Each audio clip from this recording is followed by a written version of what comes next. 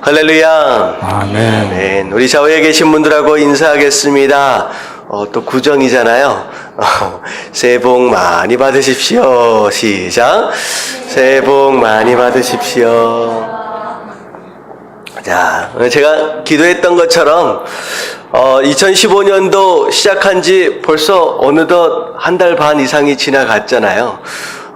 또다시 구정이라고 하는 이름하에 새해를 또 허락하시는 이유가 있겠다라는 생각을 해보게 됐습니다. 또 한 달 반 지나가면서 이상하게 또 결단대로 되어지지 못하고 오히려 또 꼬여가는 어떤 그런 부분이 있다라고 한다면 또 이제 동양의 또 새해를 또 맞이하시면서 다시 한번 시작해 볼 수 있는 저와 여러분들 되시길 주님의 이름으로 축원합니다. 아멘. 자, 오늘 말씀은 요한복음 11장 1절부터 우리 함께 살펴보도록 하겠습니다. 요한복음 11장 1절부터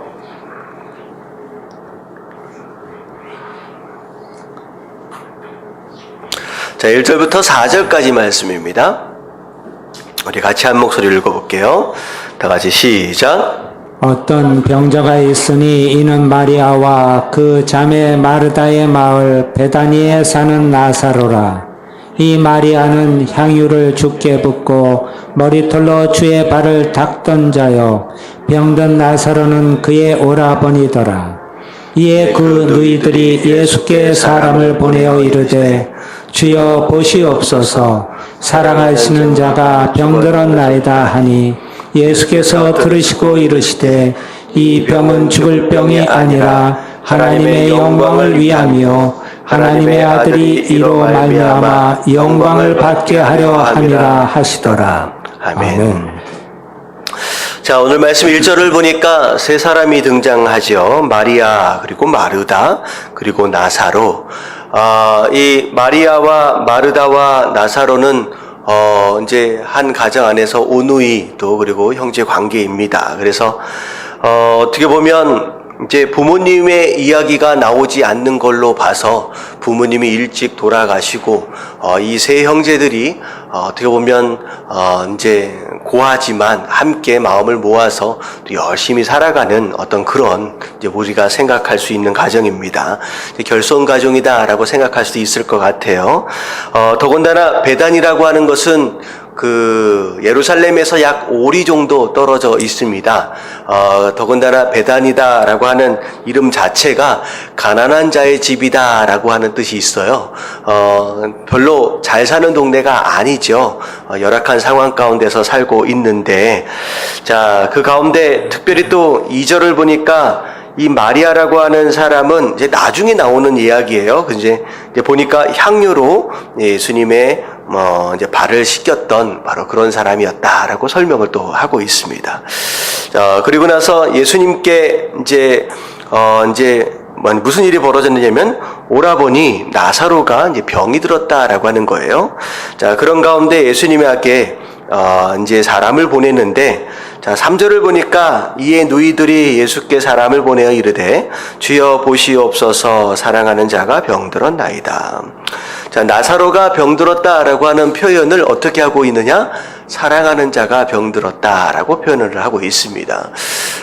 예수님과 특별한 관계 안에 있는 사람들입니다. 마리아와 마르다, 그리고 나사로가고 하는 사람, 그리고 더군다나 예수님께 나사로가 병들었다라고 소식을 알리기 위해서 전하는 상황 가운데서 나사로를 사랑하는 자다라고 일컫는 걸로 봐서는 이 마르다와 마리아가 특별히 예수님에 대하여 특별한 기대를 가지고 있는 것 같아요.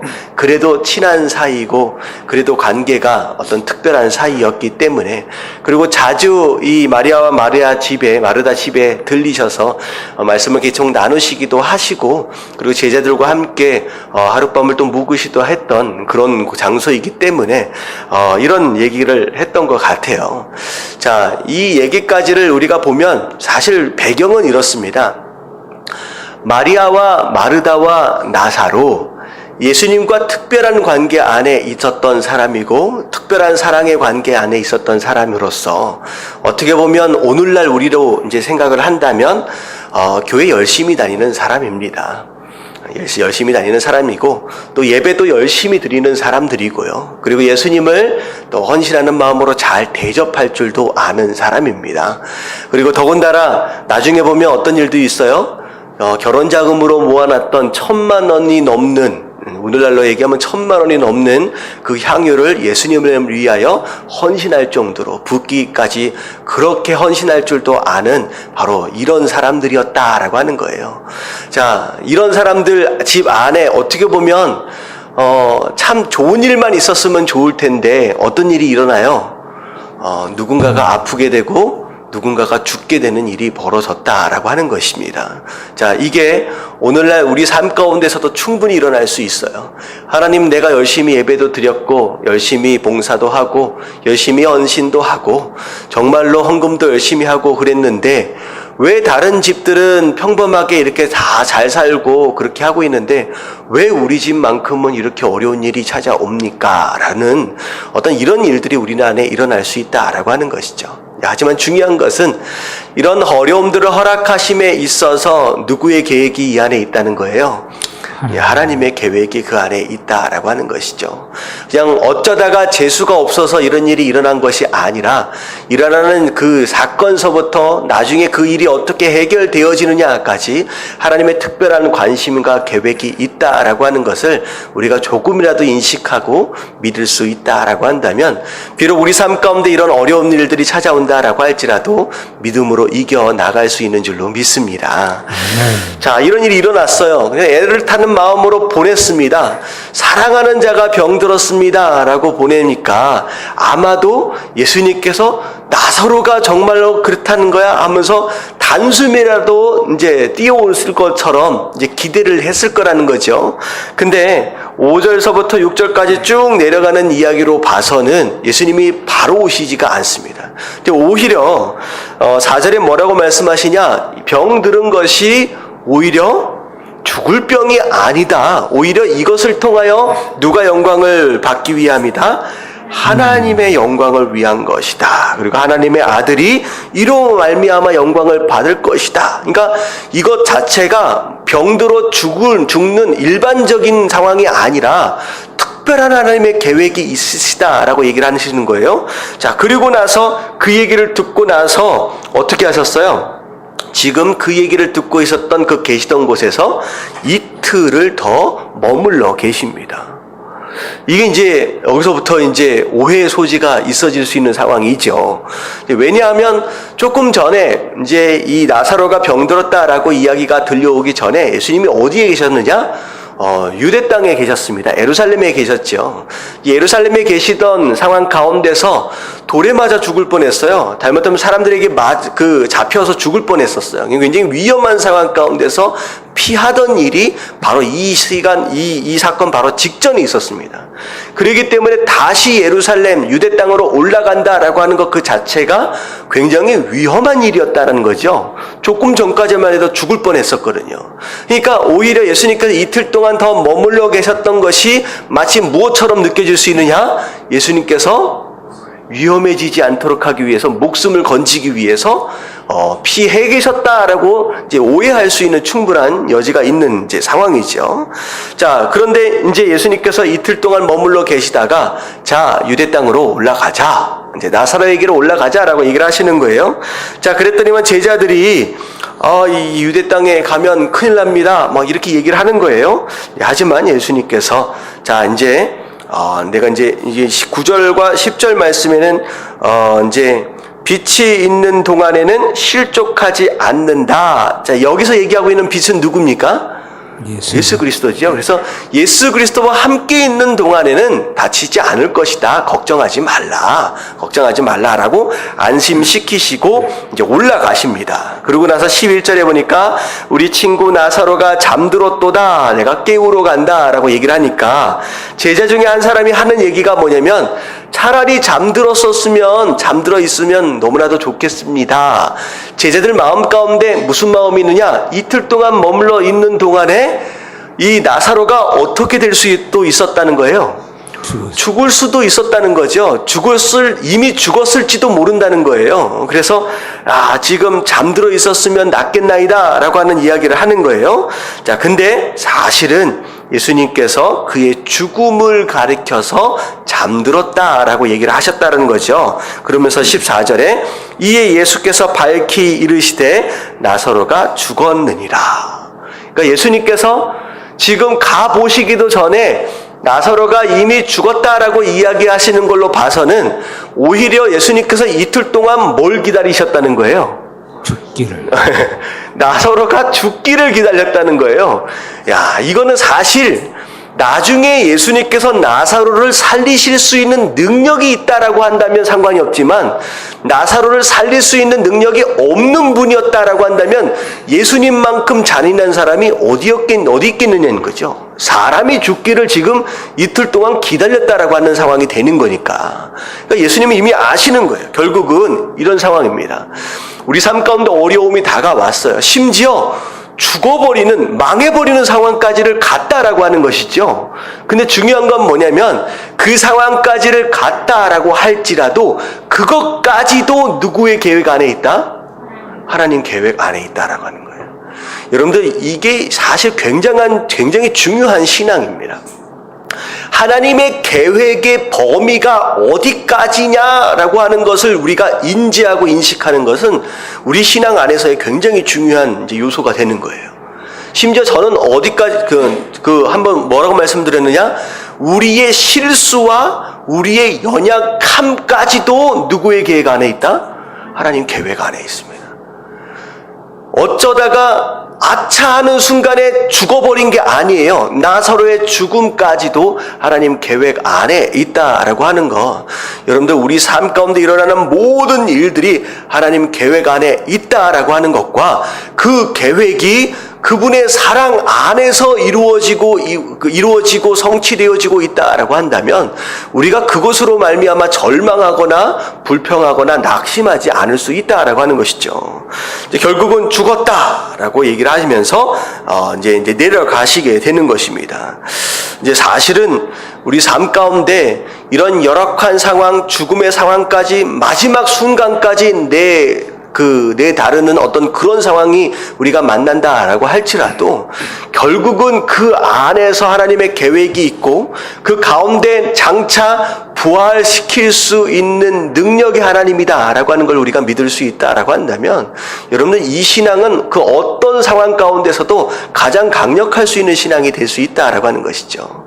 근데 중요한 건 뭐냐면 왜 나사로를 죽기까지 기다리셨냐 하는 거죠. 왜 죽기까지 기다렸을까요? 자, 15절 말씀 같이 한번 읽어볼게요.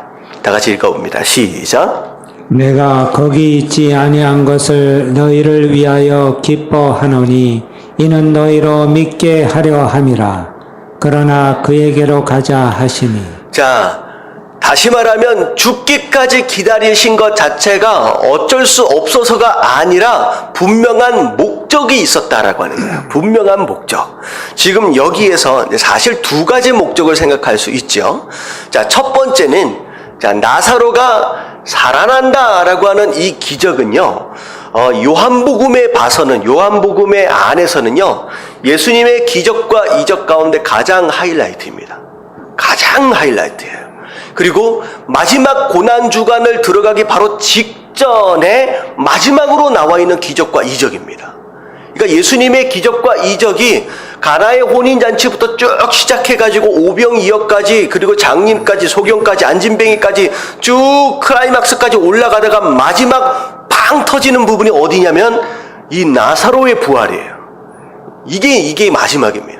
그러니까 이 엄청난 상황, 어떻게 보면 이 말도 안 되는 기적들을 기적을 경험하기 위해서, 이게 보통 기적이 아니거든요. 결국은 부활의 기적은 반드시 무엇해야지만 가능한 거예요. 여러분, 부활은 무엇해야지만 가능한 기적입니까? 죽어야만 가능한 기적입니다. 그러니까 예수님께서 일으키셨던 기적은 거의 대부분 회복의 기적이에요. 열악해진 상황 가운데서 회복으로 끌어올리신 게 다 기적들이거든요. 근데 이 기적은 열악해지다가 심지어 어디까지 간 거예요? 죽어버린 거예요. 그러니까 인간이 내려가다 더 이상 죽음보다 내려갈 장소가 있습니까? 없습니까? 없지요. 그러니까 인간이 경험할 수 있는 가장 아래 단계까지, 최악의 상태까지를 가고 그것에서부터 회복시키시는 바로 그 엄청난 기적을 일으키시기 위해서 지금 예수님께서 마지막 순간을 지금 기다리고 계신다는 거죠. 여러분, 개인적으로 본다면 나사로와 같은 기적을 경험한 사람은 이 세상에 아무도 없습니다. 죽었다가 살아난 기적은 없었다라고 하는 것이죠. 이 얘기는 무엇이냐? 하나님께서 특별히 나의 삶을 저 밑바닥까지 끌고 가신다라고 한다면 밑바닥까지 끌고 가서 죽어버려라가 아니라 죽음까지 가서까지도 하나님께서 뭐 하시겠다는 거예요? 부활시키시는 능력까지를 경험하도록 하나님께서 이미 계획해 주셨다라고 하는 것이죠. 그래서 여러분들의 삶이 이런 겁니다. 언제나 부활의 영광과 회복의 영광을 기대하고 있지만 사실 죽지 않으면 부활의 영광을 기대할 수 없는 것처럼 열악한 상황에 치닫고 있다라고 할 경우에 여러분들은 뭘 기대할 수 있느냐? 여기에서 반전이 일어날 것을 여러분들이 기대할 수 있다라고 한다면 오히려 그 상황 가운데서 큰 하나님의 기적과 이적들에 대하여 감사할 수 있다라고 하는 것이죠. 사실 나사로 개인적인 입장에서 본다면 이만한 기적이 없었다는 거죠. 죽음을 경험한 자들, 바로 그들만 경험할 수 있는 부활을 나사로에게 허락하실 뿐만 아니라 사실은 이 15절에 뭐라고까지 얘기하시느냐? 이 기적들을 지금 이 기적을 허락하시는 이유는 바로 이것을 통하여 나사로의 죽고 사는 기적들을 통하여 보는 자들로 하여금 뭘 얻도록 하기 위해서? 믿음을 얻도록 하기 위해서다는 거죠.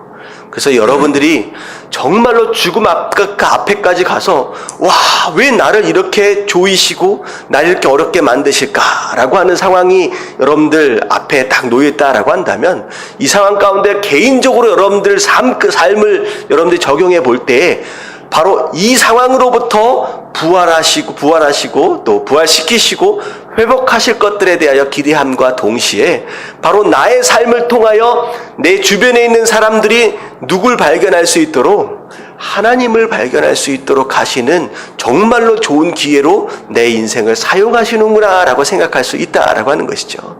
그래서 사실은 이 나사로가 부활하는 이 사건을 통하여 엄청나게 많은 사람들이 예수님을 누구로 믿게 되며 그리스도로 믿게 되는 역사가 이루어집니다. 사실 나사로는 부활하고 나서 나중에 어떻게 돼요 또? 나중에 늙어서 죽게 됩니다. 그러니까 인생은요 그냥 살다가 죽는 거예요. 하지만 나사로의 이 한평생 살아가는 이 사건을 통하여서 어떤 일이 벌어지느냐? 이 사건은 이 삶을 통하여서 수많은 사람들이 하나님을 믿게 되는, 예수님을 믿게 되는 그런 아름다운 일, 정말로 중요한 일들에 쓰임받을 수 있었다라고 한다면 오히려 우리의 삶도 이렇게 쓰임받았을 때 오히려 다른 인생들보다 훨씬 더 가치 있는 인생이 되지 않겠느냐라고 하는 것이죠. 여러분, 이왕 사는 김에 좀 힘들고 어려울지라도 여러분 이런 가치 있는 삶을 살 수 있다라고 한다면 오히려 감사할 수 있는 저와 여러분들 되시길 주님의 이름으로 축원합니다. 아멘. 아멘. 자, 그래서 이제 제자들이 예수님과 동반해서 이제 유대 땅으로 다시 이제 올라가게 됩니다. 자, 올라가게 되면서 자, 17절부터 20절 말씀까지 같이 한번 볼게요. 다 같이 시작. 예수께서 와서 보시니 나사로가 무덤에 있은지 이미 나으리라. 베다니는 예루살렘에서 가깝기가 한 오리쯤 되매 많은 유대인이 마르다와 마리아에게 그 오라비의 일로 위문하러 왔더니 마르다는 예수께서 오신다는 말을 듣고 곧 나가 맞이하되 마리아는 집에 앉았더라. 자, 예수님께서 이제 유대 땅으로 올라가시는데 약 하루 이상이 좀 걸렸던 것 같습니다. 지금 저 보니까 이미 죽은 지 나흘째 되어 버렸습니다. 나흘이다라고 하는 것은 4일째가 된 거예요. 자, 일반적으로 동양적인 어떤 그 풍습에 의하면 며칠 장을 하냐면 3일장을 하잖아요. 이제 사람들이 그런 인식들이 좀 있는 것 같아요. 이제 사람이 죽으면 혹시나 어쩌다가 깨어날 수 있는 가능성이 언제까지는 있다? 3일까지는 있다라고 생각을 하는 것 같습니다. 근데 그리고 실제로 병원에서 그렇게 일어나는 사람들이 좀 있잖아요. 얼마 전에 작년 말에도 어떤 할아버지가 갑자기 이제 죽었는지 사망 판정을 받았는데 갑자기 이제 숨을 쉬어서 일어나는 이제 사건이 좀 있습니다. 그래서 3일 정도까지는 이제 기다려줘요. 근데 4일이다라고 하는 것은 이미 시체가 썩어서 냄새가 나는 이제 관계로 이제 결국은 장사를 지낼 수밖에 없습니다. 근데 나흘째 되었다라고 하는 것은 이미 어떻게 된 거예요? 어쩌다가 깨어날 수 있는 한계를 이미 넘어간 겁니다. 그리고 더군다나 냄새가 나서 무덤에 이제 묻을 수밖에 없는 상황이 된 것이죠. 자, 예루살렘에 가까이 가니까 많은 사람들이 마르다와 마리아를 이제 위문하기 위해서 이제 많이 왔어요. 예수님께서 이 베셋 그 동네 안으로 베다니 동네 안으로 이제 들어오시니까 사람들이 예수님이 오신다라고 이제 얘기를 할 거 아니에요. 그랬더니 마르다가 예수님을 맞이하러 나갑니다. 근데 마리아는 그 얘기를 듣고서도 어디에 앉아 있어요? 네, 집에 앉아 있습니다. 왜 앉아 있을까요? 삐진 거예요. 삐진 거예요. 내가 얼마나 기대했는데, 내가 얼마나 사랑하는 이제 우리 오라버니인데, 특별한 관계인데 금방이라도 오셔야 되는데 벌써 죽어버렸다. 이제 삐진 거예요. 자, 그랬는데 이제 마르다가 예수님께 찾아 나가요. 이제 하나같이 하는 얘기가 다 똑같습니다. 주께서 여기 계셨더라면 내 오라버니가 죽지 아니하였겠나이다. 사실 이것도 믿음입니다. 자, 뭐에 대한 믿음이냐?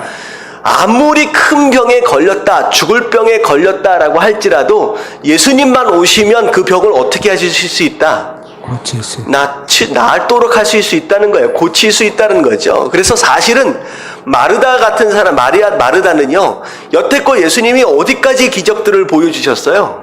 병을 고치시는 기적까지를 본 거예요. 그러니까 본 것만큼의 기적, 그 믿음을 가지고 있는 겁니다. 본 것만큼의 믿음이죠. 자, 살리실 수 있었을 텐데 늦게 와서 어떻게 이렇게 됐습니까? 그런데 22절에 보니까 그러나 나는 이제라도 주께서 무엇이든지 하나님께 구하는 것을 하나님이 주실 줄을 아나이다. 참, 이 22절의 말씀은 도대체 뭘 보고 뭘 기대하고 한 얘기인지 사실 이해하기 쉽지 않습니다. 마치 그냥 22절만 보면 예수님께서 죽은 자를 살리실 수 있는 능력까지도 있습니다 라는 그런 믿음이 있는 것 같은 느낌이에요. 근데 23절에 보니까 예수께서 네 오라버니가 다시 살 것이다 라고 했더니 마지막 날에 부활할 것을 우리가 안다, 살리실 줄 안다 라고 하는 걸로 봐서는 지금 살리실 수 있는 능력이 예수님께 또 없다라는 좀 이제 갈팡질팡하는 그런 모습들을 좀 보게 되죠. 근데 어쨌든 마르다는 이제 자기가 본 것만큼 경험한 것만큼의 믿음을 가지고 좀 더 빨리 왔으면 우리 오라버니가 죽지 않았을 텐데 라고 얘기를 하는 거예요. 자, 그랬을 때 25절 이제 예수님이 중요한 말씀을 하시죠. 자, 25절, 26절, 27절까지 한번 읽어볼게요. 시작. 예수께서 이르시되 나는 부활이요 생명이니 나를 믿는 자는 죽어도 살겠고 무릇 살아서 나를 믿는 자는 영원히 죽지 아니하리니 이것을 네가 믿느냐? 이르되 주여 그러하외다. 주는 그리스도시요 세상에 오시는 하나님의 아들이신 줄 내가 믿나이다. 자, 나는 부활이요 생명이다. 나를 믿는 자는 죽어도 살겠고 무릇 살아서 나를 믿는 자는 영원히 죽지 아니하리니. 예수님이 생명의 근원입니다. 그래서 예수 그리스도를 믿는 자는 산다는 거죠. 심지어 죽음 가운데서도 살아날 수 있는 능력, 그런 권세가 있다라고 예수님 말씀하시는 거예요. 그래서 정말로 나를 믿으며 살 것이다 라고 하는 것을 내가 믿느냐 라고 했더니 마르다가 뭐라고 고백해요? 주는 그리스도시요 세상에 오시는 하나님의 아들이신 줄 내가 믿나이다. 자, 이 고백을 한 사람이 또 한 명 또 있죠. 누구예요? 주는 그리스도시요 살아계신 하나님의 아들입니다. 어떻게 보면 베드로의 고백과 거의 비교될 만큼의 엄청난 고백을 하는 거죠. 이 마르다가 예수님이 누군지를 정확하게 아는 사람입니다. 그래서 이런 고백을 이제 하게 되죠. 자, 그리고 나서 이제 마리아를 좀 불러와라라고 얘기를 하니까 마리아가 이제 그제서야 이제 나오게 됩니다. 자, 이제 마르다하고 마리아하고 이제 사람들과 더불어 이제 무덤 가운데로 이제 가시는데, 자, 32절에 보니까 마리아가 예수 계신 곳에서 배웠고, 이제 뭐라고 또 얘기하느냐? 주께서 여기 계셨더라면 내 오라보니까 죽지 아니할겠나이다. 이제 함께 이제 또 동일한 얘기를 하는 것이죠. 자, 그랬더니, 자, 33절에 보니까 예수님이 이제 마리아가 우는 것도 보시고 또 유대인들이 우는 것을 보시면서 심령이 비통히 여기고 불쌍히 여기셔서 심지어는 뭐 하시기까지 했어요? 35절에 보니까 예수님께서 눈물을 흘리시기까지 하셨습니다. 자, 예수님이 흘리신 이 눈물은 무엇 때문일까요? 여러 가지 의미가 있을 수 있겠죠. 근데 사실은 두 가지로 요약해서 생각해 볼 수 있습니다. 예수님은 창조주 하나님이 되시죠. 그리고 인생을 만드신 분이십니다. 근데 창조주 하나님이시면서 구원자로 이 땅에 오시면서 사실 예수님이 가장 비통하게 여기실 수밖에 없는 마음은 어떤 마음이냐?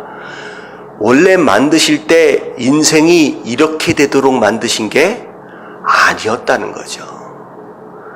그럼 창조주 하나님의 입장에서 한번 생각해 보세요. 여러분, 이걸 부모님 입장에서도 생각해 볼 수 있습니다. 여러분들 자녀를 낳기 전에 부모님의 마음은 어떤 마음을 가지게 되느냐? 태어나게 될 이 자녀가 어떻게 건강하게, 어떻게 지혜롭게, 어떻게 성장했으면 좋겠고, 어떤 가치 있는 인생을 살았으면 좋겠다라고 하는 기대가 있어요. 그래서 아이가 태어나기 전서부터 뱃속에서부터 이름을 짓기까지 하면서, 이름을 어떻게 지어요? 그냥 개똥아 소똥아 이렇게 짓는 게 아니잖아요. 정말로 그 이름대로 살았으면 좋겠다라고 하는 큰 기대를 가지고 그 기대를 이름 안에다 넣는 거예요. 그러니까 이름을 지었고, 그리고 방을 만들고 애가 입을 옷들을 여러 가지를 준비해가지고 그렇게 아이를 낳는데, 생각해보세요. 그 아이가 자라면 자랄수록 부모의 마음에 어떤 기대에 맞게 자라면 좋을 텐데 점점 망가지고 잘못되어지고 병들어버리고 정말 이 세상에 정말 쓸모없고 정말 잘못된 사람으로 커가고 있다라고 했을 때 그 부모의 마음이 얼마나 아프겠느냐라고 하는 것이죠. 사실 하나님의 마음은 이런 인생들을 보시고, 지금 죽음 때문에, 나사로의 죽음 때문에 모든 사람들이 엉엉 울고 있는 이 상황, 원래 하나님께서 만드실 때의 모습이 아니었다는 거죠. 원래 이런 기대를 가지고 만드셨던 게 아니라는 거예요. 근데 뭐 때문에 이렇게 됐어요? 그놈의 죄 때문이에요. 이 죄 때문에 인생들이 이렇게 망가져 버린 거예요. 정말로 에덴 동산에서 하나님과 더불어 동행하면서 정말로 아름답고 행복하고 정말로 평안한 삶을 살 수 있었는데, 그 놈의 죄 때문에 인생이 이렇게 망가져 버리고 병들고 깨어져 버리고 정말로 이렇게 망가져 버린 이런 모습들을 보면서 예수님께서 그것 때문에 비통한 거예요. 내가 원래 이 모습으로 만든 것이 아니었다라고 하는 거예요. 여러분, 하나님께서 여러분들이 고생하고 고통받는 것을 원하시는 것이 아닌 줄로 믿습니다. 아멘. 여러분들이 슬퍼하고 괴로워하는 것은 원래 하나님의 의도가 아니었다라고 하는 거예요. 여러분들이 지금 힘들고 어려운 것만큼 사실은 누구도 힘들어요. 하나님도 힘든 거예요. 내가 너를 그렇게 살라고 내가 만든 게 아니다라고 하는 거예요. 지금 예수님의 눈물은 바로 그런 눈물입니다. 내가 만들 때 이런 모습으로 살라고 만든 게 아니었다라고 하는 거죠. 이제 그게 첫 번째 눈물의 의미예요. 그리고 두 번째는 뭐예요? 비록 죄 때문에 이렇게 깨어져 버리고 망가져 버리고 죽을 수밖에 없고 저주받는 인생이다라고 할지라도 무엇만 있으면, 예수님을 향한 믿음만 있으면 그 죽음까지도 어떻게 할 수 있다?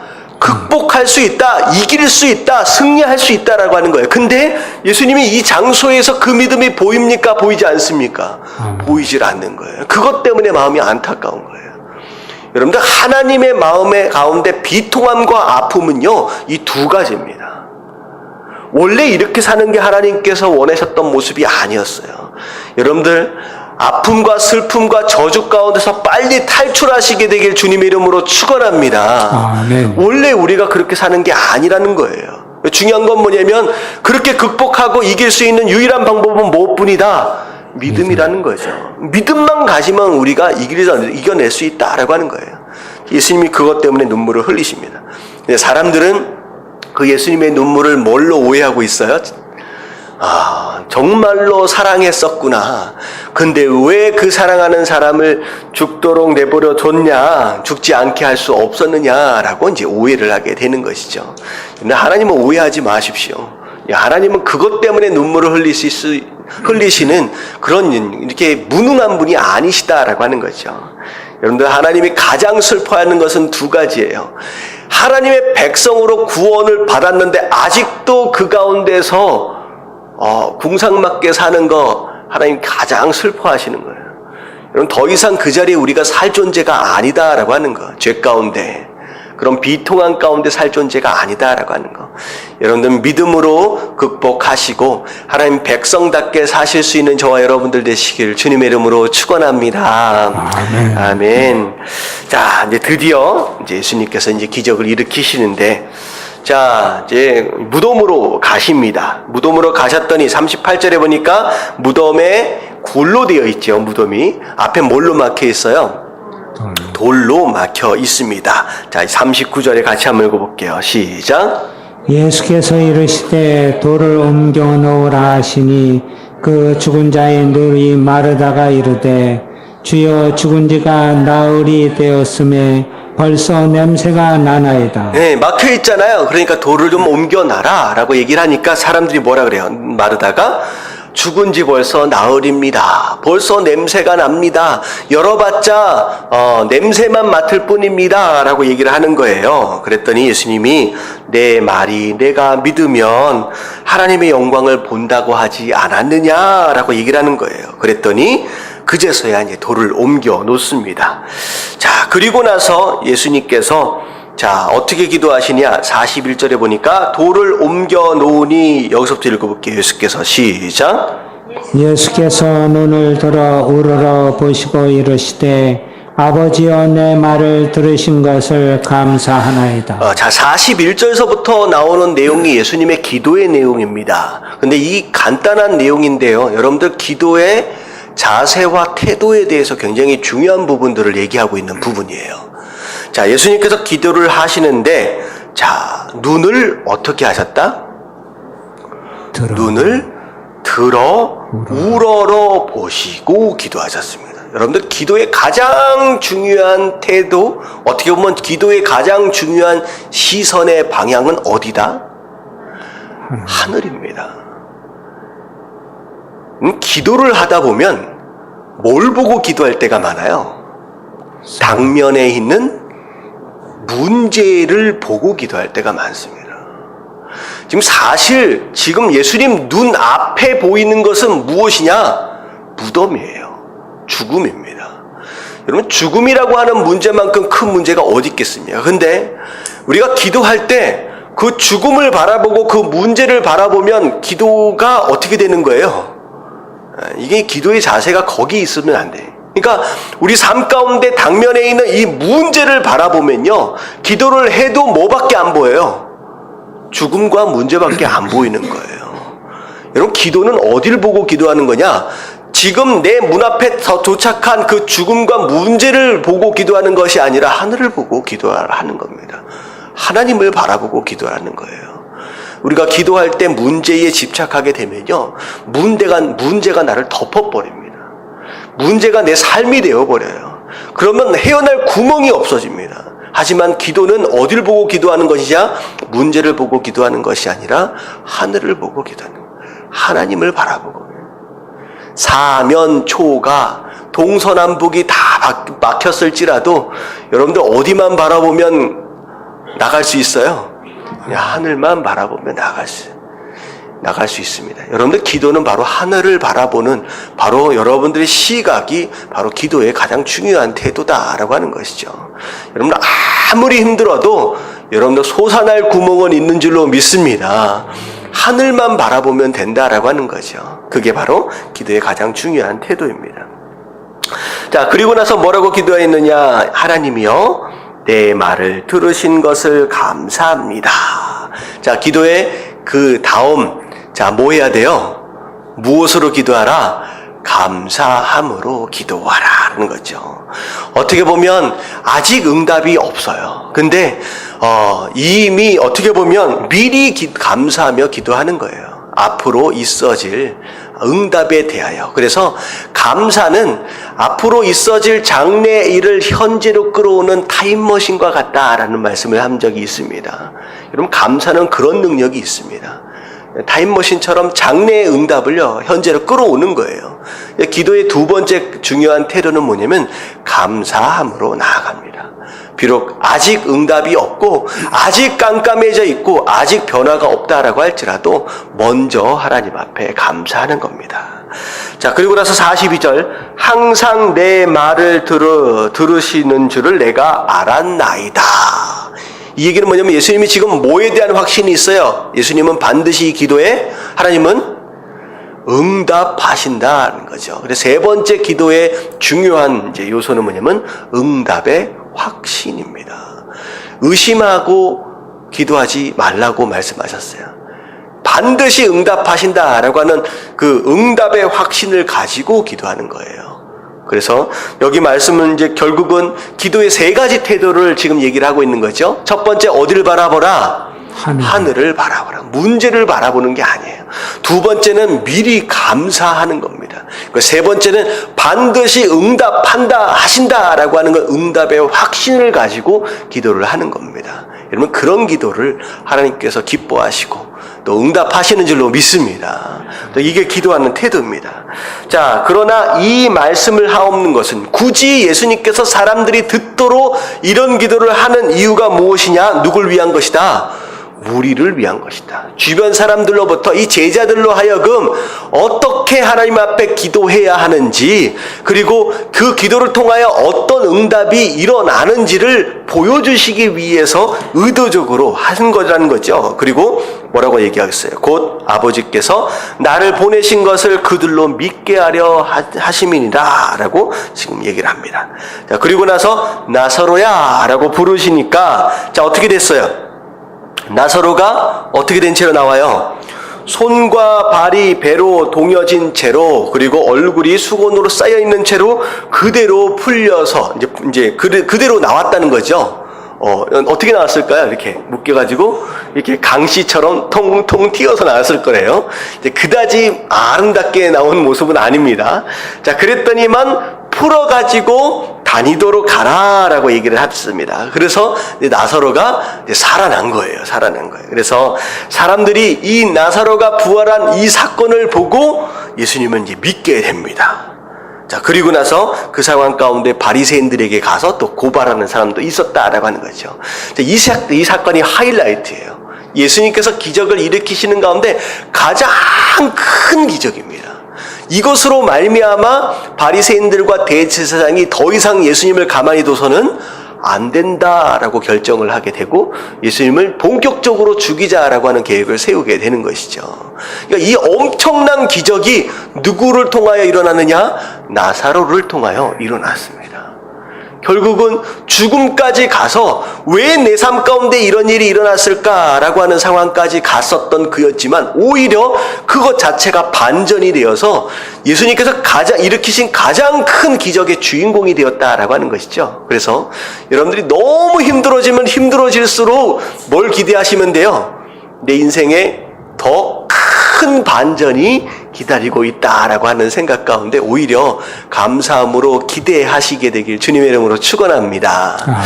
자, 근데 오늘 이런 기적이 어떤 경로를 통하여 일어났느냐라고 하는 것을 우리가 짚어볼 필요가 있어요. 자, 예수님께서 이 사건을 일으키시기 위해서 두 가지 명령을 하십니다. 중간에 나사로야 라고 부르시는 것을 제외하고 양쪽에 두 가지를 이제 말씀을 하시는데, 첫 번째 예수님께서 무덤 앞에 서가지고 뭘 말씀하셨어요? 39절에 돌을 옮겨 놓으라 라는 거죠. 여러분, 이게 기적의 시작입니다. 무덤에서 부활하는 역사가 일어나도록 하기 위해 반드시 있어져야 할, 선행되어야 할 우리의 행동, 우리의 순종은 무엇하는 것에서부터 시작되어야 된다? 무덤을 가로막고 있는 돌을 옮겨 놓는 것에서부터 시작되어야 합니다. 이건 예수님이 하시는 게 아니라 누가 해야 되는 거예요? 내가 해야 합니다. 여러분, 정말로 죽음까지 갔던 내 인생의 모습들의 부활을 경험할 수 있는 그런 기적들을 경험하기 위해서는 반드시 여러분들을 맡고 있는 이 돌을 옮겨 놓는 작업을 스스로 할 필요가 있다는 거죠. 이 돌이란 무엇일까요? 이 돌은 예수님과 나를 가로막고 있는 돌입니다. 장애들이에요. 이게 제거되어져야 한다는 거죠. 이게 제거되어지는 노력이 나로부터 선행되어져야 그때야 예수님께서 허락하신 이 기적을 맛볼 수 있습니다. 대표적인 몇 가지만 말씀을 좀 드릴게요. 이 돌문은 곧 무엇을 의미하느냐? 우리와 하나님 사이를 막고 있는 바로 죄입니다. 여러분, 죄의 담이 여러분들 의도적으로 헐려지는 노력들이 있어야 해요. 하나님이 능력이 없어서 응답하시지 못하는 게 아니라 하나님과 우리 사이를 누가 무엇이 가로막았다? 죄가 가로막았다라는 거예요. 여러분, 하나님 능력이 있으신 분이에요. 하지만 우리가 의도적으로 우리의 노력 가운데 이 죄를 멀리하고 이 죄를 허무는 이 죄의 돌문을 여는 그런 노력들이 없다라고 한다면 여러분들 이런 기적을 맛볼 수 없다라고 하는 것이죠. 여러분, 마치 이 닫혀있는 이 죄의 문을 열어야 합니다. 그리고 이 문은 또 무엇을 의미하느냐? 여러분, 마음의 문을 또 의미합니다. 마음의 문. 혹시 요즘에는 그런 성화가 거의 없는데 옛날에 예수님께서 등불을 들고서 문 앞에 서 있는 그 성화를 혹시 보신 적 있으세요? 아마 어른들은 거의 대부분 보셨을 것 같아요. 근데 그 그림을 자세히 들여다보면 신기한 게 하나가 있습니다. 뭐가 있을까요? 등불을 들고 계시는데, 문 앞에 들고 계시는데, 그 그림에 굉장히 신기한 부분이 뭐가 있냐면, 밖에서 열 수 있는 문 고리가 없어요. 그 문을 잘 보면.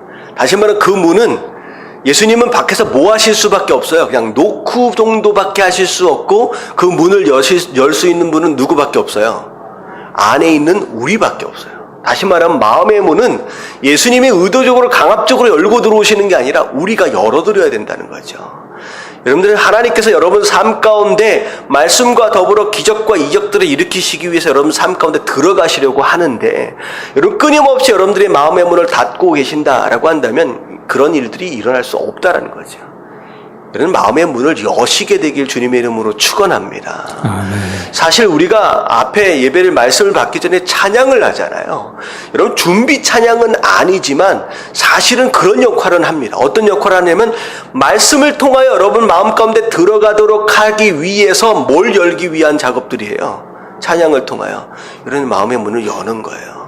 여러분들 가사를 통하여 고백들을 통하여서 하나님이 내 삶 가운데 내 마음 가운데 들어오실 수 있도록 내 마음의 문을 활짝 열게 하여 주시옵소서. 여러분, 그런 모습들이 없으면요 절대 예수님이 들어가실 수 없다라고 하는 것이죠. 그리고 또 다른 문이 있을 수 있다라고 한다면 교만의 문일 수 있을 겁니다. 내 마음대로 내 뜻대로 내 힘으로 살아볼 수 있을 것 같이 생각하는, 여러분, 그러면 하나님께서 들어오실 공간이 없죠. 하실 일들이 없다라고 하는 거죠. 교만의 마음의 문, 심지어 욕심의 문일 수도 있어요. 의심의 문일 수도 있습니다. 여러분들, 하나님께서 여러분 삶 가운데 들어오시려고 할 때 내가 끊임없이 열어야 할 문들이 있어요. 여러분들, 이 문들이 열려지면 열려질수록 하나님께서 우리 삶 가운데 들어오셔서 역사하시고 기적과 이적들을 일으키실 수 있다라고 하는 거 여러분 기억하시면서, 누가 문을 열어야 된다? 내가 문을 열어야 합니다.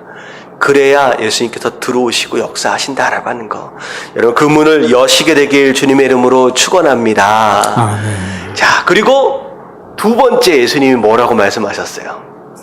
나사로야 라고 부르신 다음에 뭐라고 명령하셨어요? 나사로가 나오니까 풀어 놓아 다니게 하라. 여러분, 이건 굉장히 의미 있는 말씀입니다. 자, 나사로야 라고 하는 순간 응답이 일어났어요? 안 일어났어요? 이미 일어났어요.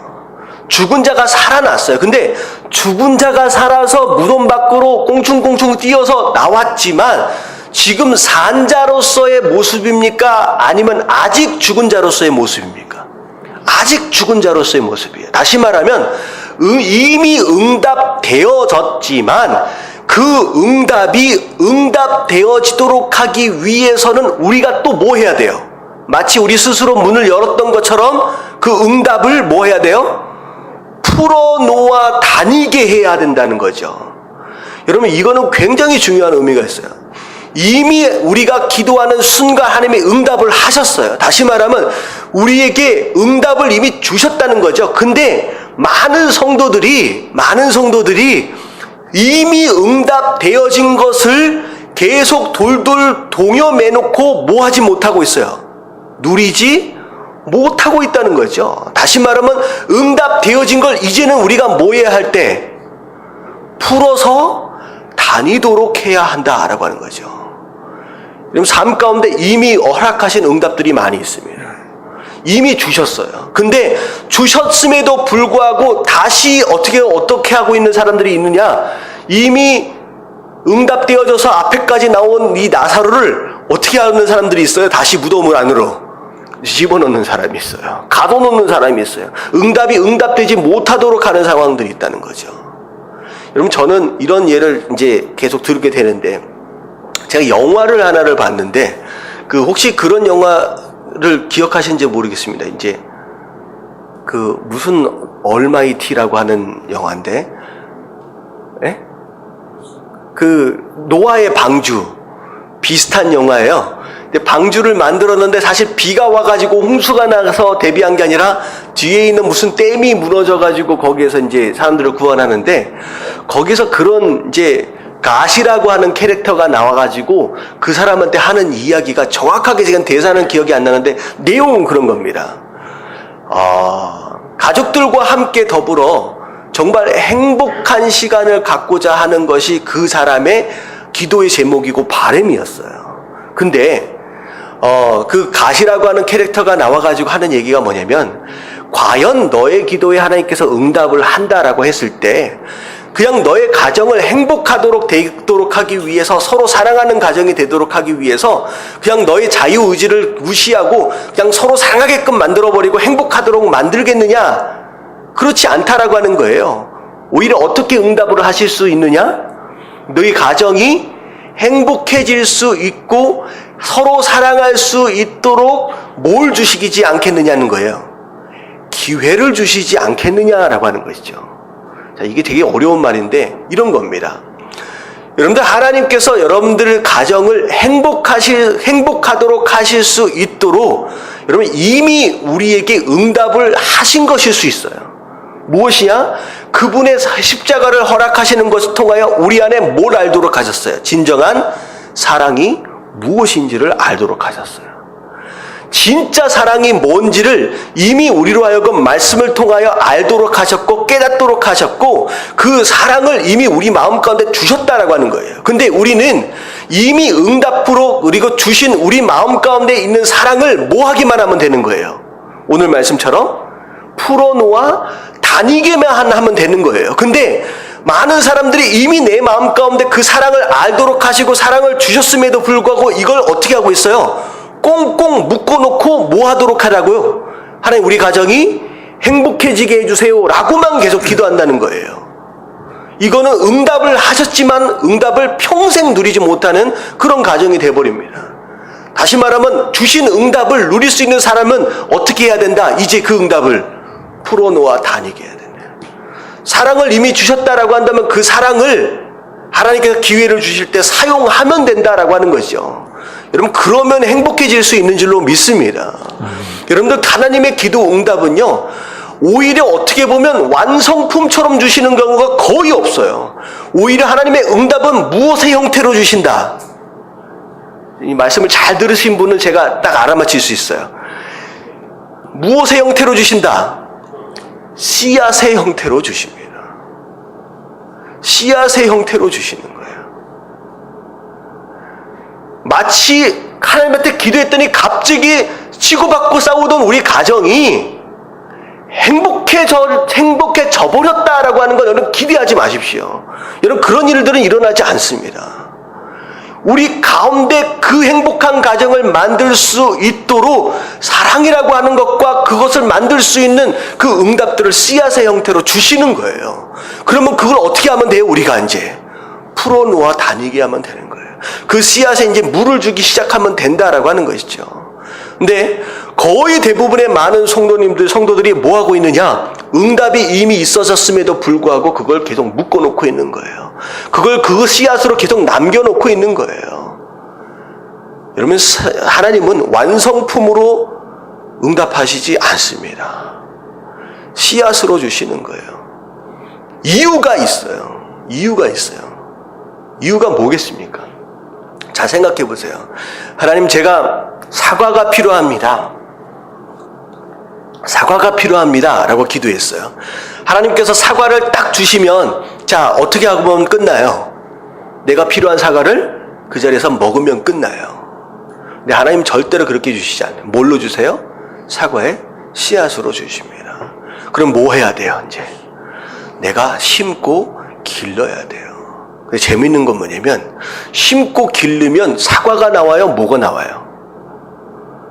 사과는 당연히 나올 뿐만 아니라 뭐가 자라기 시작해요? 나무가 자라기 시작해요.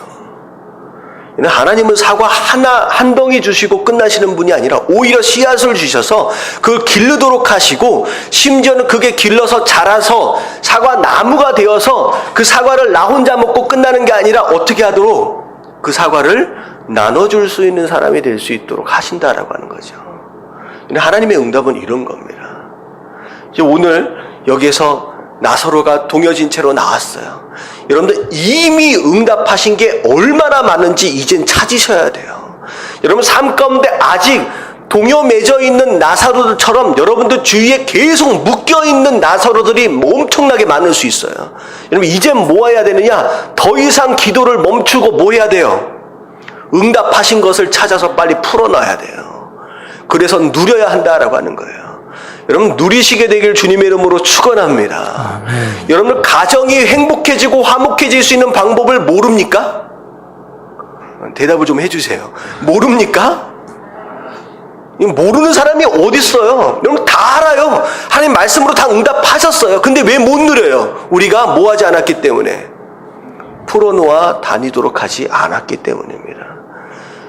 여러분들 사실 오늘 말씀은 이거 하나만 기억해도요, 여러분 본전은 뽑아 가시는 거예요. 할렐루야.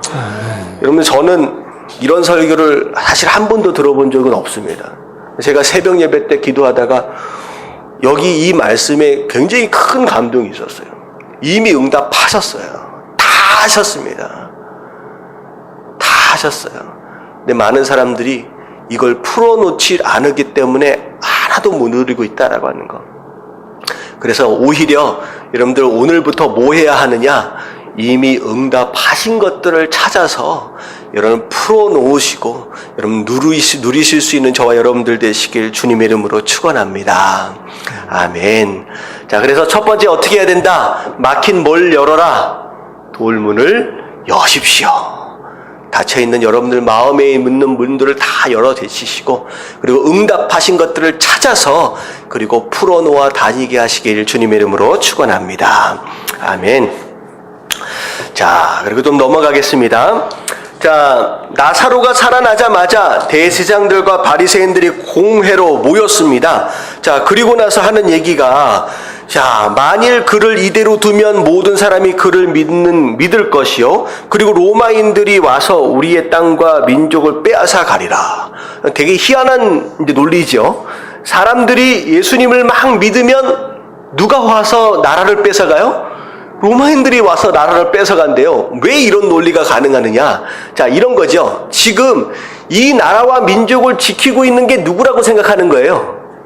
자기네들이라 생각하는 거예요. 근데 지금 예수님에게로 어떤 인기와 이런 모든 것들이 넘어가게 되면 자기의 권력과 위치가 어떻게 돼요?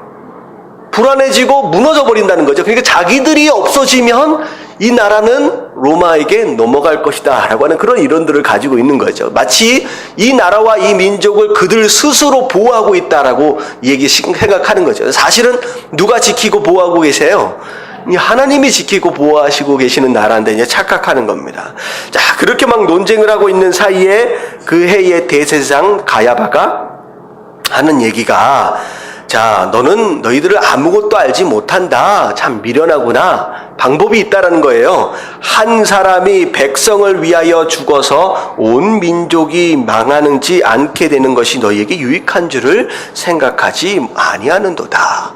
여기서 한 사람은 누구냐? 예수님입니다. 다시 말하면 예수님 하나만 죽이면, 예수라고 하는 사람만 죽이면 이 모든 문제가 해결이 되는데 뭘 그렇게 고민하느냐라고 하는 그런 인간적인 욕심과 어떻게 보면 죄악 가운데 한 얘기지만, 사실은 이걸 누가 하도록 하신 얘기냐? 하나님께서 하도록 하셨다라는 거죠. 왜냐하면 이것 자체가 실제로 맞는 얘기이기 때문에.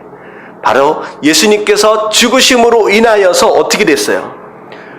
이 사람이, 예수님이 백성을 위하여 죽음으로 말미암아 어떤 민족이?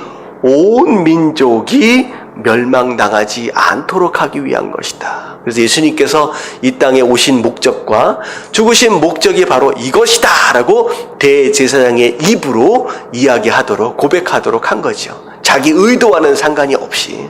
어떻게 보면 하나님께서는 역사의 주인 되어지신 분으로서 심지어 믿지 않는 자, 오히려 반대편에 서가지고 예수님을 이제 모함하는 이 사람의 입술로도 누구의 뜻을 선포하고 계신다? 하나님의 뜻을 선포하고 계신다라고 하는 것이죠.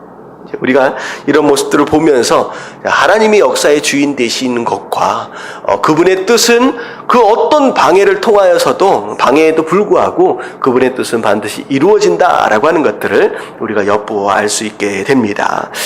자, 그 내용이 51절, 52절에 쭉 나오게 됩니다. 그리고 나서 53절에 이날부터 그들이 예수를 죽이려고 이제 모의를 하게 되었다라고 하는 것이죠. 자, 그리고 나서 54절에 보면 예수님께서 드러나도록 다니시지 않으세요. 잠깐. 그리고 나서 55절에 유월절이 가까워 옵니다. 자, 이 유월절이 예수님께서 이제 맞이하시게 되는 마지막 이제 유월절입니다.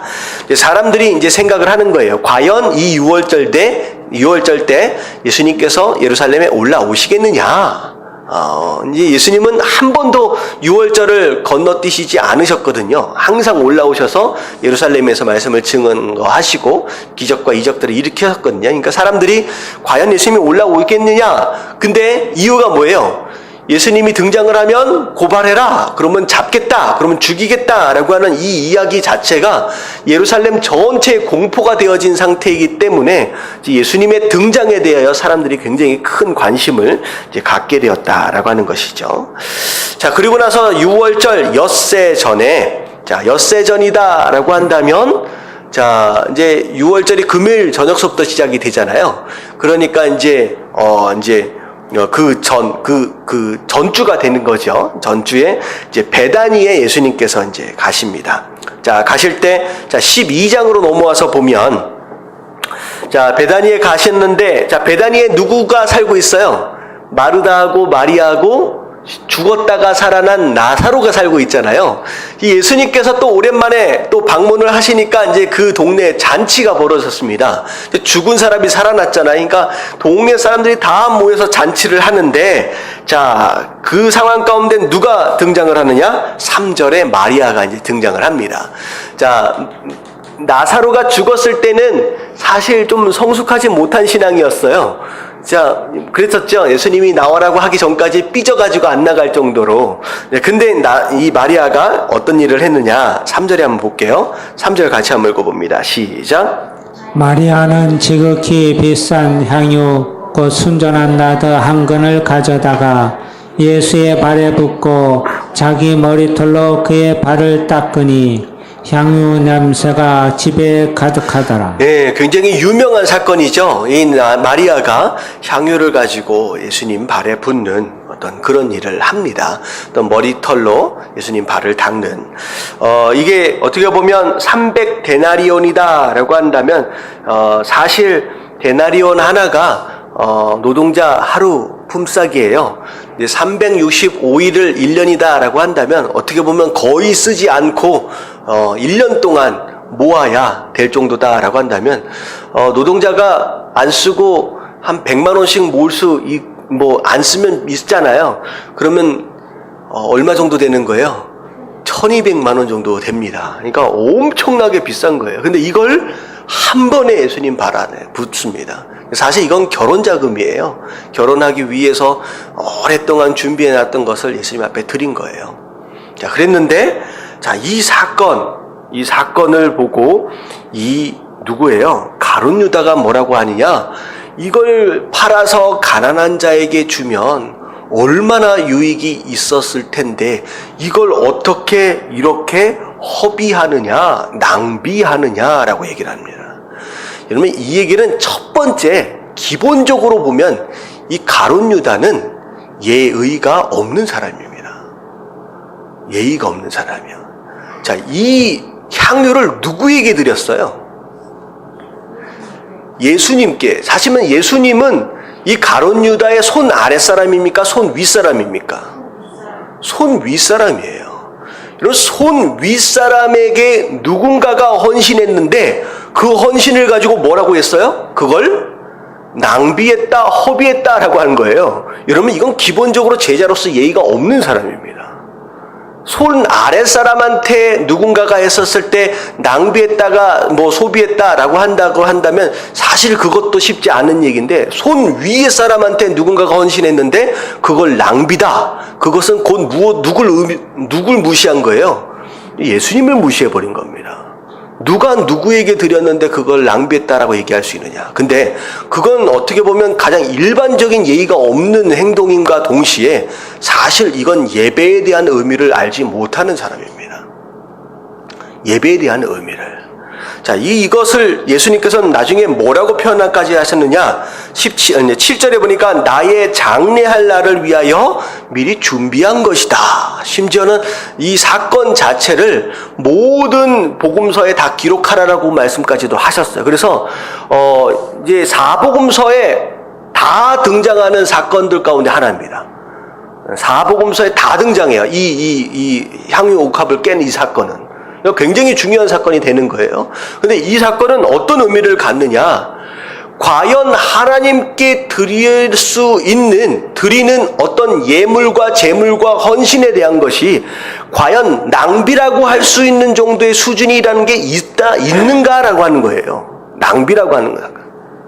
이게 사실 이게 제목에 보면 거룩한 낭비다라고 제목을 붙였잖아요. 근데 어떻게 보면 이게 맞는 얘기입니다. 거룩한 낭비다라고 하는 거예요. 세상 사람들이 볼 때에 지금 이것을 오히려 바꿔서 가난한 자를 돕는다, 아니면 부모님에게 준다, 누구에게 더 준다라고 한다면 훨씬 더 가치 있고 유용하게 쓰여질 수 있을 것 같지만, 오히려 이게 하나님 앞에 드려진다라고 했을 때 그것을 계산적으로 경제적인 가치로 판단해서 낭비다라고 얘기할 수 있는 것은 아니다라고 하는 거죠. 왜냐하면요, 경제적 가치로 계산할 수 없는 것이 바로 예배의 가치예요. 왜냐? 하나님께서 우리에게 허락하신 사랑과 은혜 자체가 경제적인 가치로 평가할 수 있는 거예요? 없는 거예요? 없기 때문이에요. 그분께서 우리에게 어떤 사랑과 은혜를 부어주셨느냐? 계산 없이, 경제적인 가치와 상관이 없이 그냥 다 부어주셨어요. 그렇다라고 한다면 우리가 하나님께 드릴 수 있는 그 예물과 그 헌신에 대해서 계산할 수 있어요? 없어요? 없어요. 경제적인 가치로 환산할 수 없다라고 하는 거죠. 절대 여러분들이 예배에 나갈 때 하나님 앞에 지나치게 드렸다라고 할 수 있는 수준의 예배는 불가능합니다. 내가 하나님 앞에 얼마를 드렸는데, 얼마나 노력했는데, 얼마나 정성을 들였는데 이건 너무 지나쳤다라고 얘기할 수 있는 것은 거의 불가능한 거예요. 거의가 아니라 불가능한 거예요. 왜냐하면 그분이 우리에게 주신 것 자체가 우리가 헤아릴 수 없는 것들을 우리에게 주셨기 때문에 우리가 하나님 앞에 어떤 가치를 드렸다라고 할지라도 지나칠 수는 없다라고 하는 것이죠. 그래서 우리가 첫 번째 생각해야 될 게 뭐냐면, 우리가 과연 하나님 앞에 드리는 예배와 헌신과 봉사와 예물과 이런 모든 것들을 생각할 때 과연 아낌없이 계산하지 않고 경제적 가치를 초월하여 부어주신 그 사랑에 비해서 우리가 얼만큼 붓고 있느냐, 애를 쓰고 있느냐라고 하는 것이죠. 우리의 예배는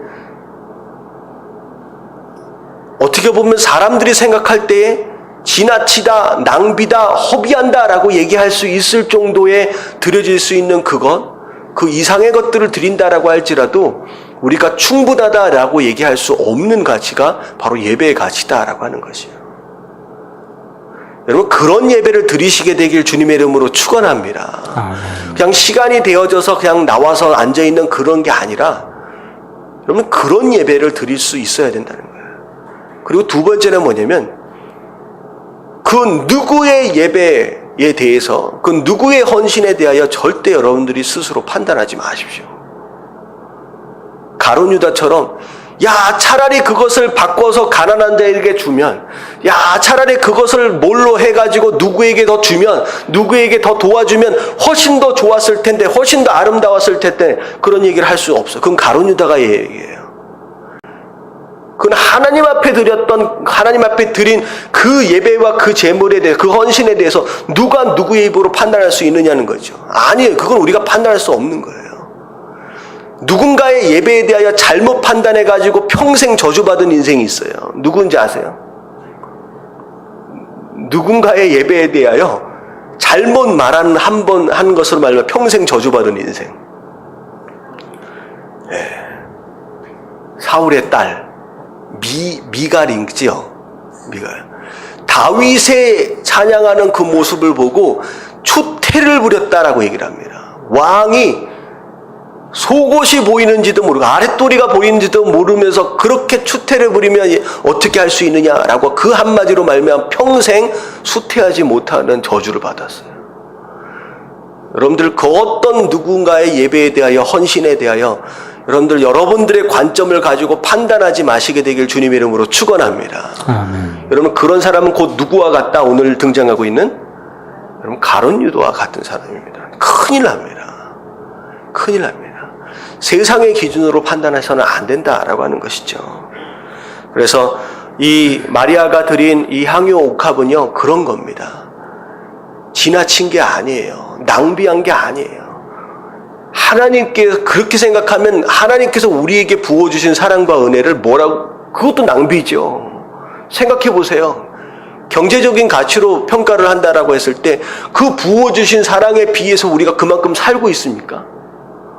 예수님은 우리를 위해서 목숨을 내어주시기까지 했는데 과연 그 목숨을 내어주신 것만큼의 합당한 삶을 과연 우리는 살고 있느냐는 거죠. 아니잖아요. 이건 계산할 수 없는 거예요. 그렇다라고 한다면, 계산하지 않고 우리에게 부어주신 사랑을 우리가 받고 있다라고 한다면 우리가 하나님 앞에 드릴 수 있는 예배마저도 뭐 하지 말라, 계산해서는 안 된다라고 하는 거. 여러분, 그런 예배를 드리시게 되길 주님의 이름으로 축원합니다. 아멘. 아멘. 자, 그리고 사람들이 명절에 예루살렘으로 들어온다라고 하는 소리를 듣게 됩니다. 그 이름도 유명한 예루살렘 입성이에요. 예수님께서 예루살렘으로 들어오시는데, 자, 어떻게 들어오세요? 뭘 타고 들어오세요? 나귀 새끼를 타고 들어옵니다. 그게 이제 12장 12절서부터 나오는 내용입니다. 자, 그랬더니 사람들이 뭐라고 찬양하느냐? 자, 13절 말씀 같이 한번 읽어봅니다. 시작. 종려나무를 가지고 맞으러 나가 외치되 호산나 찬송하리로다. 주의 이름으로 오시는 이 곧 이스라엘의 왕이시여 하더라. 자, 종려나무를 가지고 나가서, 종려나무다라고 하는 것은 승리, 영광, 승전 이런 뜻이에요. 그래서 개선장군이 어떻게 보면 전쟁에서 이기고 돌아오면서 이제 환영할 때 이제 하는 이제 모습들이죠. 예수님께서 어린 나귀를 타고 오실 때 바로 예수님을 향하여 그런 찬양을 부르는 거예요. 근데 호산나, 호산나, 호산나가 무슨 뜻입니까? Save me. 나를 구원하소서, 나를 살려주소서, 건져주시옵소서, 도와주시옵소서, 그런 뜻이에요. 막 찬양을 부르는 거예요. 자, 예수님께서는 일단 그들의 찬양을 받으십니다. 근데 나중에 보면 이들의 찬양이 온전한 것이었느냐라고 평가한다면 이들의 찬양이 온전한 것이었어요? 아니었죠. 이것 또한 잘못된 이제 예배와 찬양의 모습이었습니다. 왜냐하면 그들 스스로 메시아는 하나님은 이런 분이어야 한다라고 그들 스스로 하나님을 만들어 놨어요. 그래서 메시아 그리스도가 들어올 때 장차 어떤 일을 해야 한다라고 지금 기대하고 있었느냐? 로마 정권을 물리치고 군사적이고 정체적인 왕으로 등극하는 것을 기대하고 있었다는 거죠. 근데 어떻게 보면 그걸 기대할 수는 있었지만 만약에 그게 하나님의 뜻이 아니었다라고 한다면 사실 진짜 신앙인은 뭐 해야 돼요? 자기 생각을 내려놓고 오히려 하나님의 뜻을 따르는 게 맞는 것이죠. 근데 이 사람들은 자기의 뜻이 그거였는데 자기의 뜻대로 되어지지 않는 순간 이들은 하나님을 향하여 예수 그리스도를 향하여 뭐라고 외칩니까? 십자가에 못 박아라 라고 외칩니다. 자, 이걸 이제 제가 자주 말씀드리는 얘기 때문에 자세히는 말씀드리지 않겠습니다. 이런 신앙들이 많이 있어요. 나 스스로 하나님에 대하여 그려놓은 그림들이 있습니다. 그리고 나 스스로 하나님 내 이것을 도와주십시오 라고 장래의 희망과 소원과 소망들을 그려놓는 거예요. 근데 거기에 합당치 못하다라고 한다면 심지어 하나님마저도 죽일 수 있는 자들로 변해버리는 그런 모습이 될 수 있다라고 하는 거죠. 그래서 오히려 예수님을 죽이는데 앞장선 것은 사실은 예수님을 따른다라고 하는 이 군중들이었었다는 거죠. 이게 굉장히 위험한 것입니다. 사실 이것은 무엇과 같은 내용이냐? 예루살렘 이집트에서 출애굽한 이스라엘 백성들이 금송아지를 만들어 놓는 현상하고 똑같습니다. 같이 하나님을 믿는 것 같지만 어떤 하나님을 섬기고 싶은 거예요? 송아지처럼 다루기 쉬운 하나님, 내 마음대로 끌고 다닐 수 있는 하나님을 만들어 놓고 섬기고 싶은 거죠. 근데 이런 신앙은 굉장히 위험한 거예요. 그래서 오늘날 많은 교회들이 이런 성도들을 양성하고 있습니다. 이게 아닌데, 하나님이 그런 분이 아닌데 그런 분인 것처럼 오냐 그냥 잘 그렇게 해가지고 그런 성도들을 양성해 가고 있어요. 그럼 나중에는 어떻게 되느냐? 결정적인 순간에 하나님을 향하여 이제 십자가에 못 박아라 라고 대적하는 무리가 되어질 수 있다라고 하는 것이죠. 이게 굉장히 위험한 거예요. 어떻게 보면 뒤에 나오고 있는 이 사건으로 인하여 바리새인들이 예수님을 반드시 죽여야 된다라고 예수님을 향하여 분노하고 있는 바리새인들하고 별반 다를 바가 없는 신앙이라는 거죠. 시차적인 차이만 있을 뿐이에요. 지금 가지고 있는 것을 빼앗기고 있는 것 같은 상황 가운데 바리새인들과 대제사장들은 지금 분노하고 있잖아요. 근데 이 군중들은 언제 분노해요? 내가 원하는 그 무엇인가가 들어줄 수 없다라고 하는 것을 발견하는 순간 그때 분노하는 거죠. 다시 말하면 지금 보면 두 종류의 사람이 한쪽은 선하고 한쪽은 악한 사람들이, 한쪽은 찬양하고 한쪽은 분노하고 있는 전혀 다른 개별적인 사람들이 같은데 사실은 뒤에 가서 보면 이 두 종류의 사람은 결국 두 종류가 아니라 어떤 종류의 사람이에요? 한 종류의 사람이었어요. 다 자기 욕심으로 가득 차 있는 사람이에요. 이 바리새인은 지금 뺏기기 때문에 지금 분노하는 거고 나중에 이 군중들은 그때 내 맘대로 안 되니까 그때 분노를 하는 것이고, 그러면 다 성도는 아니라는 거죠. 둘 다 성도는 아니에요. 근데 이 앞에 종려나무 들고서 찬양하는 것 같은 이 모습의 성도들이 교회 안에 얼만큼 있어요? 굉장히 많이 있다라고 하는 거예요. 이걸 양성하고 있어요. 우리가 조심해야 된다는 거예요. 여러분, 이런 군중들이 되시지 마시게 되길 주님의 이름으로 축원합니다. 예담교회는 정말 제가 말씀을 증거하면서 제발 이런 사람들이 있으면 안 된다라고 하는 게 제 말씀의 가장 핵심 포인트예요. 스스로 성도다라고 하면서 성도가 아니에요. 성도가 아닌 사람들이 성도인 것처럼 착각하고 교회 안에서 찬양을 하고 있는 거예요. 그러다가 내 맘대로 안 되면 과감하게 하나님을 버리고 떠날 수 있는 사람, 이건 성도가 아닌 거였죠. 근데 그런 사람들을 자꾸 모아놓고 그걸 1000명씩 10,000명씩 모아놓으면 대형교회가 된 거고 부흥한 거고, 그러고 나면 대단히 괜찮은 목사가 된 것처럼 착각하고 있는, 그거 아니라는 거죠. 여러분, 우리 교회는 그런 교회가 되어서는 안 되는 줄로 믿습니다. 아멘. 예, 진짜 성도들이 되어야 되는. 옆에 계신 분들하고 좀 얘기 좀 해주십시오. 당신은 진짜 성도가 되어야 합니다. 시작. 당신은 진짜 성도가 되어야 합니다. 예, 우리는 꼭 그랬으면 좋겠습니다. 저의 목회의 철학은 사실 핵심은 그거예요. 저는 대형교회 만들고 싶은 생각 전혀 없습니다. 우리 몇 명 되지 않는 사람들이다라고 할지라도 100% 다 같이 갔으면 좋겠어. 할렐루야. 아멘. 10,000명씩 있는데 그 중에 한 10명 데리고 가면 얼마나 처량하겠습니까? 아니면 저는 그런 목회하고 싶지 않아요.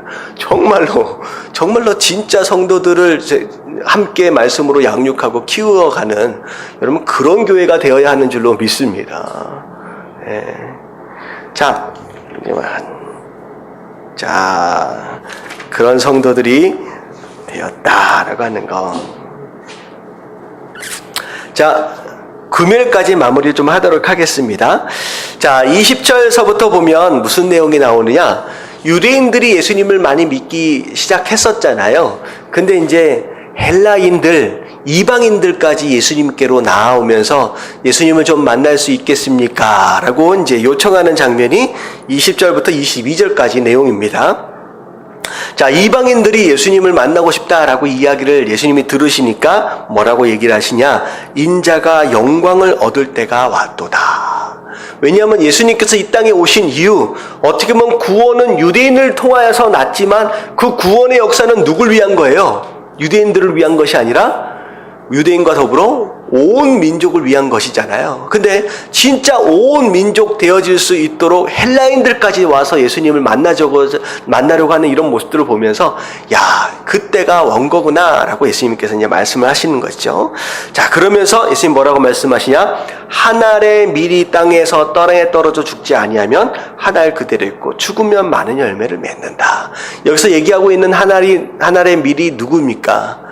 예수님이죠. 결국은 예수님께서 앞으로 죽음으로 말미암아 열매를 맺게 된다라고 하는 거죠. 다시 말하면 그냥 죽는 게 아니라 열매를 위한 죽음입니다. 여러분들, 여기서 열매는 뭘까요? 성도들. 여러분, 여러분들이 열매예요. 다시 말하면 여러분들을 맺기 위해서 한 알의 밀알로 땅에 떨어져 죽으시겠다라고 얘기를 하십니다. 근데 중요한 게 뭐냐면 26절, 사람이 나를 섬기려면 나를 따르라. 이 얘기는 뭐냐면, 나를 정말로 섬기기 위한다면 어떻게 하는 거야? 내가 지금 한 알의 밀알로 썩어서 죽는 것처럼 너희도 어떻게 해라? 너도 죽어라는 거죠. 그래서 이 말씀은 곧 무엇을 의미하느냐? 내가 열매를 위해서 내 생명을 내어놓는 것처럼 정말로 나를 따르고 나를 섬기고 내 제자가 되려 한다라고 한다면, 내가 가고 있는 이 길처럼 너희도 생명을 열매를 위하여 내놓을 수 있는 사람이 되어야 한다라고 이야기를 하는 것입니다. 여러분들, 중요한 것은 성도는 사는 게 중요한 게 아니라 어떻게 죽느냐라고 하는 게 중요한 거예요. 그래서 그냥 죽어라라고 하는 얘기가 아니라 반드시 우리를 위하여 맺길 원하시는 그 열매를 위해서 우리의 생명도 내놓을 수 있는 바로 그런 사람이 되어야 한다라고 하는 것. 어떻게 보면 죽음으로 사는 성도, 바로 그런 성도가 되어야 한다라고 하는 것이 예수님의 첫 번째 말씀이죠. 자, 그리고 나서 27절에 보니까 내 마음이 괴로우니, 이건 뭐냐면, 자, 일주일 후에 예수님께서 어떻게 돌아가실 것에 대하여 이미 알고 계시는 거예요. 영적으로 보고 계시는 거예요. 그러니까 마음 가운데 얼마나 힘들어요. 그런 가운데 예수님 뭐라고 말씀하시냐? 아버지여, 나를 구원하여 이 때를 면하게 하여 주옵소서. 예수님이 그 겟세마네 동산에 기도하실 때 그 기도가 사실은 이 앞에 한 번 더 있었던 거예요. 어떻게 보면 내 잔을 옮겨 주시옵소서라고 하는 기도를 하셨잖아요. 근데 그 전에 지금 이 비슷한 기도가 한 번 더 있었습니다. 그래서 이 때를 면하게 해 주시옵소서라고 기도했지만 그러나 하고 뭐라고 나왔어요? 내가 이를 위하여 이 때가 왔나이다. 다시 말하면 비록 내 육신으로는 고통 가운데 이것을 면하고 싶은 마음이 있지만 내가 이것을 위해서 왔기 때문에 이것을 목적으로 왔기 때문에 이것이 이루어져야 한다라고 하나님 앞에 내려놓는 그런 모습들을 이제 보이게 됩니다. 그랬더니 하나님께서 아버지여 아버지의 이름을 영화롭게 하옵소서 하시니 이에 하늘에서 소리가 나서 이르되 내가 이미 영광스럽게 하였고 또다시 영광스럽게 하리라 하시니 자, 이미 영광스럽게 하셨다. 근데 또다시 영광스럽게 하신다라고 하는 거. 영광이 두 번이 나와요. 예수님으로부터 나타날 수 있는 두 가지 영광, 무엇과 무엇일까요? 첫 번째 영광은 뭐예요? 사실은 예수님께서 이미 영광스럽게 하셨다라고 하는 것은 하나님 대신 그 성자 하나님이 이 땅에 내려오신 것 자체가 뭐예요? 그게 지극히 높은 곳에서는 하나님께 영광이다라는 거예요. 영화다라고 해요. 여러분 예수님이 성육신한 것 자체가 여러분 첫 번째 하나님께서 허락하신 예수 그리스도의 큰 영광입니다. 그것만큼 큰 영광이 어디 있겠느냐. 하나님이 사람의 몸을 입으신 거예요. 그리고 천사가 얘기한 거예요. 지극히 높으신 곳에서 하나님께 영화로다. 여러분 이게 가장 첫 번째 이미 영화롭게 하신 성육신의 모습입니다. 그리고 나서 장차 앞으로 있어지게 될 영광은 또 뭘 얘기하는 것이냐? 예수님이 죽으시고 나서 부활로 인하여 경험하시게 될 그 영예예요. 예수님이 이 땅에서 그런 모습들을 영광을 받으시게 되는 것이죠. 자, 그렇게 말씀을 하시는데 사람들은 이제 제대로 못 듣죠. 천둥소리다. 천사가 이야기했다. 뭐 이런 얘기를 합니다. 자, 그리고 나서 예수님께서 자, 이거 좀 지나갈게요. 쭉 지나가서 예수님께서 장차 내가 달려야 한다. 십자가에 매달려야 한다라고 얘기를 하니까 이 바리새인들이 자꾸 얘기를 하는 거예요. 우리 율법에서 34절에 보니까 우리는 율법에서 그리스도가 영원히 계신다고 들었는데 너는 어찌하여 자꾸 인자가 죽는다고 들려야 된다고만 얘기를 하느냐라고 하는 것이죠. 여러분들 율법에서 예수님의 죽음을 얘기하고 있습니까? 안 하고 있습니까? 왜냐면 율법 천지에 예수님의 죽음에 대해서 얘기하고 있어요. 어린 양에 대한 죽음에 대한 것이 다 예수님에 대한 얘기입니다. 그러니까 율법을 공부하고 배웠다라고 하는 사람들이 영원에 존재할 예수 그리스도에 대해서만 알고 그 영광을 위해서 장차 사실 그 전에 죽어야 할 그 죽음에 대해서는 전혀 생각하지 못하는 것이죠. 근데 사실 이제 그런 가운데 예수님 뭐라고 말씀하시냐? 예수께서 이르시되 아직 잠시 동안 빛이 너희 중에 있으니 빛이 있을 동안 다녀 어둠에 붙잡히지 않게 하라. 이 빛은 예수 그리스도고요. 잠시 동안 곧 예수님께서 가시잖아요. 그동안 머물러 있을 동안 너희가 빛 가운데 있어라 라고 하는 말씀이죠. 그리고 나서 36절 마지막 말씀 한번 읽어봅니다. 시작. 너희에게 아직 빛이 있을 동안에 빛을 믿으라. 그리하면 빛의 아들이 되리라. 예수께서 이 말씀을 하시고 그들을 떠나가서 숨으시니라. 네, 빛을 믿으라. 그러면 빛의 아들이 될 것이다. 다시 말하면 예수님이 있을 동안에 예수님을 믿으면 예수님이 떠나시고 난 뒤에 그 자가 곧 뭐가 되는 거예요? 빛이 되는 거예요. 빛의 아들이다라고 하는 것은. 다시 말하면 우리의 성도의 삶은 빛으로서의 삶을 사는 것입니다. 어떻게 보면 앞에 하늘 땅에 떨어진 미랄처럼 죽음으로 사는 성도가 바로 성도의 참 모습인 것처럼, 열매를 위하여 죽음으로 사는 성도가 성도의 참 모습인 것처럼, 두 번째 이야기하고 있는 성도의 참 모습은 이 땅에 빛으로서 사는 바로 그 모습이 성도의 참 모습입니다. 그래서 세상이 어둡다라고 절대 불평하고 원망하지 마십시오. 왜? 우리를 누구로 부르셨기 때문에. 빛으로 부르셨기 때문에. 어둠을 밝혀야 할 책임이 다른 존재에게 있는 게 아니라 우리에게 있어요. 근데 빛으로 부르신 우리 스스로가 세상이 어둡다고 불평한다라고 하는 것은 직무유기가 됩니다.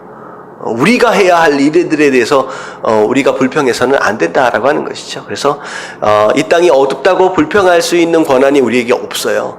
우리가 빛으로 부르신 바로 그 성도이기 때문입니다. 그래서 여러분들 가정이 이러쿵 저러쿵, 여러분들 사회가 이러쿵 저러쿵 이야기하실 필요가 없이 여러분들 그 가정에 속해 있는 한 여러분들의 빛으로서의 사명을 이제 감당하시고, 여러분들이 가정에 속해 있다, 어디에 속해 있다라고 한다면 여러분들이 존재하는 것으로 말미암아 그 어둠이 떠나가는 게 맞는 거예요.